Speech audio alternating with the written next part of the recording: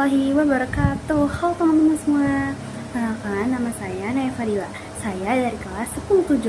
Jadi di video kali ini saya akan menceritakan sebuah cerita hikayat yang berjudul Si Pahit Lidah. Dahulu di Sumatera Selatan, tepatnya di daerah Sumedang, ada sebuah kerajaan besar. Di kerajaan itu hidup seorang pangeran yang bernama Serunting. Ia memiliki sifat iri hati terhadap apa yang dimiliki orang lain. Pangeran Serunting telah memiliki istri. Istrinya memiliki seorang adik yang bernama Arya Tebing, yang kini menjadi adik ipar Pangeran Serunting. Serunting dan Arya Tebing masing-masing memiliki ladang. Letak ladang mereka bersebelahan yang hanya dipisahkan pepohonan. Dan di bawah pepohonan itu tumbuh tanaman cendawan. Namun, cendawan yang tumbuh itu menghasilkan hal yang jauh berbeda. Jika diamati, cendawan yang menghadap ke arah ladang milik Arya Tebing tumbuh menjadi logam emas. Sedangkan cendawan yang menghadap ke arah ladang milik Serunting tumbuh menjadi tanaman parasit, tanaman yang tidak berguna. Mengetahui hal tersebut, Serunting menjadi iri hati pada Arya Tebing. Setiap hari, ia terus berburuk sangka pada adik iparnya itu. Cendawan yang menghadap ke ladangku tumbuh menjadi tanaman yang tidak berguna, sedangkan yang menghadap ke arah milik Arya Tebing tumbuh menjadi logam emas. Aku yakin ini pasti perbuatan Arya Tebing.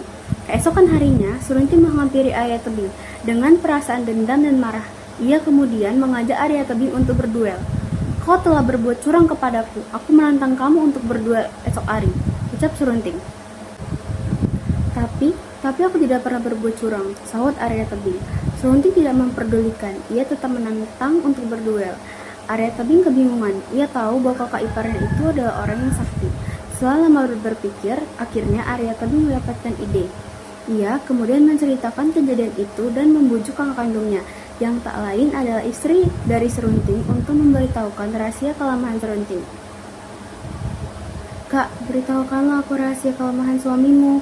Aku dalam keadaan terdesak. Jika aku kalah, maka aku akan terbunuh, ucap Arya Tebing memohon. Maaf adikku, aku tak mau mengkhianati suamiku. Aku tak bisa memberitahumu, jawab istri Serunting keberatan. Percayalah kak, ini demi adikmu. Jika aku mengetahui kelemahan suamimu, aku tidak akan membunuhnya, bujuk Arya Tebing lagi. Akhirnya, istri Serunting iba melihat adiknya terus-terus memohon. Kemudian, ia memberitahukan kesaktian Serunting berada pada tumbuhan ilalang yang bergetar meskipun tak tertiup angin. Keesokan harinya, sebelum bertanding, Arya Tebing sudah menancapkan tombak ke ilalang yang bergetar meskipun tak tertiup angin. Serunting pun akhirnya terluka parah dan kalah. Serunting mengetahui bahwa istrinya lah yang memberitahu Arya Tebing tentang kelemahannya, merasa dihianati. Akhirnya, Serunting pergi mengembara. Ia bertapa di Gunung Siguntang. Saat sedang bertapa, ia mendengarkan suara Hyang Mahameru. Wahai Serunting, aku akan menurunkan ilmu kekuatan gaib kepadamu. Apakah kau mau? Tanya Hyang Mahameru. Aku mau kekuatan gaib itu, Hyang Mahameru. Aku mau kekuatan itu, jawab Serunting. Tapi ada satu syarat, yaitu kau harus bertapa di bawah pohon bambu. Setelah tubuhmu ditutupi oleh daun-daun dari pohon itu, maka kamu berhasil mendapatkan kekuatan itu, ucap Hyang Mahameru. 2 tahun berlalu, Serunting masih bertapa. Akhirnya, daun-daun dari pohon bambu sudah menutupinya. Kini, ia memiliki kesaktian, yaitu setiap perkataan yang keluar dari mulutnya akan menjadi kenyataan dan kutukan. Suatu hari, ia berniat ingin pulang ke kampung halamannya di Sumedang. Di perjalanannya, ia mengotak semua pohon tebu menjadi batu. Hai pohon tebu, jadilah batu, teriaknya dengan lantang. Dan dalam sekejap, pohon-pohon tersebut menjadi batu. Lalu di sepanjang tepi sungai Jambi, ia kembali mengutuk orang yang ingin dijumpai menjadi batu. Lama-kelamaan, Serunting menjadi orang yang angkuh dan sombong. Akhirnya, orang menjulukinya dengan nama Si Pahit Lidah. Namun, saat Serunting tiba di sebuah bukit cerut yang gundul, ia mulai menyadari kesalahannya. Lalu, ia membawa bukit cerut menjadi hutan kayu. Dan dalam sekejap, bukit itu berubah menjadi hutan kayu.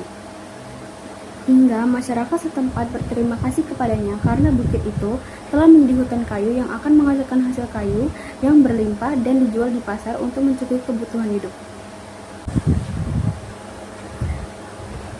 Kemudian ia melanjutkan perjalanan dan tiba di desa Karang. Serunting melihat gubuk tua yang dihuni oleh suami istri yang sudah tua. Serunting mendatangi sepasang suami istri tua renta itu. Serunting berpura-pura meminta seteguk air. Sepasang kakek dan nenek itu sangat ramah dan baik hati.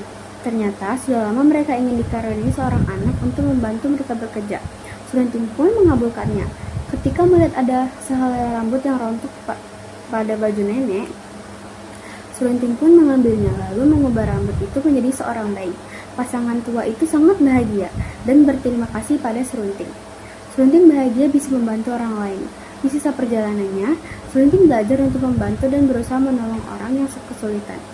Namun, meskipun kalimat yang keluar dari mulutnya itu adalah kalimat yang baik dan untuk membantu orang yang membutuhkan, tetap saja orang-orang masih menjulukinya dengan nama si pahit lidah. Begitulah seterusnya. Di sisa perjalanannya menuju Sumedang, si pahit lidah pun terus belajar untuk berbuat baik kepada sesama makhluk hidup.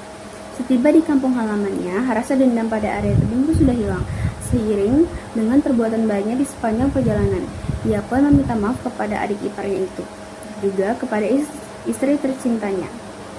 Pesan moral dari cerita hikayat si pahit lidah adalah manfaatkan ilmu yang telah kita miliki untuk berbuat baik dan membantu sesama. Hati-hati dalam berucap karena ucapan kita bisa menyakiti orang lain. Jadi itulah tadi cerita hikayat dari si pahit lidah. Semoga bisa menambah wawasan kita semua ya. Saya Naya Fadila, kelas 10-7, pamit undur diri. Wassalamualaikum warahmatullahi wabarakatuh.